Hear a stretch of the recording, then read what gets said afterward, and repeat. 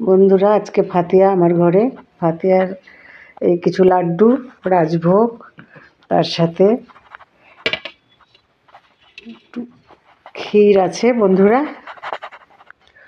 তার সাথে আছে পুরনো দিনের আমার মালিদা রেসিপি। এটা ঘি চিনি দিয়ে মাখানো হয়েছে মালিদাটা। উপকরণগুলো সব আমি দেখিয়েছি বন্ধুরা, ইউটিউবে সমস্ত দেয়া আছে কিভাবে তৈরি করলাম। তো আমার আজকের এই রেসিপি ফাতিয়ার রেসিপি বন্ধুরা। আজকে আপনারা সবাই দোয়া করবেন, সবাই সবার জন্য। সকলে ভালো থাকবেন, সুস্থ থাকবেন। আজ পুরোনো দিনের একটা অজানা জিনিস তৈরি করছি বন্ধুরা। আপনারা অনেকেও জানেন না এই জিনিসটা। তো আমি কি তৈরি করব দেখুন আপনারা।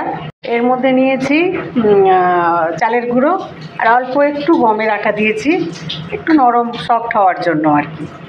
তো ওর মধ্যে আমি লবণ দিয়েছি, তার মধ্যে একটু হালকা হালকা জল দিয়ে আমি এটাকে একটা তৈরি করে নেব আটাটা।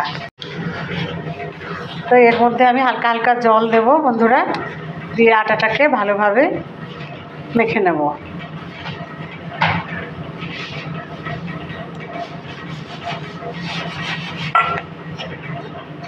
এইভাবে করে আমি আটাটা রেডি করছি বন্ধুরা। ছোট বড় প্রত্যেকেরই ফেমাস রেসিপি এটা বন্ধুরা। পুরোনো দিনে আমাদের গ্রামে গঞ্জে বিয়েতে এই জিনিসটা তৈরি হতো, আর পায়েসের সাথে ঘরে ঘরে বিতরণ করা হতো বন্ধুরা। আটাটা প্রায় মাখা হয়ে গেছে বন্ধুরা। এরপরে এটাকে আমি চেলে নেব চালনি দিয়ে। এই যে চালা হয়ে গেছে সরু সরু, এটাকে আমি ভাপিয়ে নেব। কিছু মোটা বেরিয়েছে বন্ধুরা চালনি, এটাও ভাপিয়ে নেব, মোটা মোটা হবে বন্ধুরা। হাঁড়িতে জল দিয়ে ফুটো ফুটো ছাকনা দিয়ে বসিয়ে দিয়েছি। তার মধ্যে মালিদা বসিয়ে দিয়েছি বন্ধুরা, ভাপে ভাপে তৈরি হয়ে যাবে। আমাদের গ্রামের বিখ্যাত মালিদা বন্ধুরা।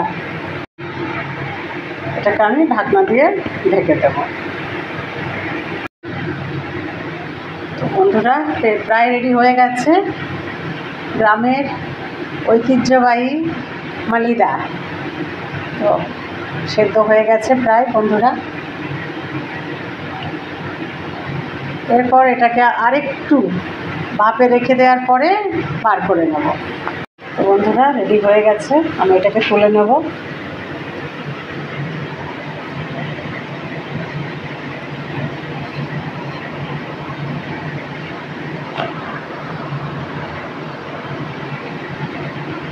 বার করে ফেললাম।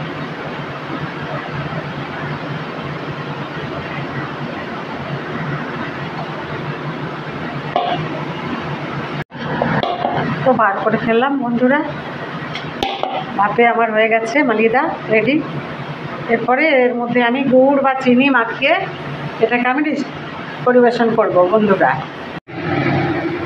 এবার মোটা ভাপা পিঠে এই যে দিয়ে দিলাম মালিদা বন্ধুরা। এটা আবার সেদ্ধ হবে ভাপে।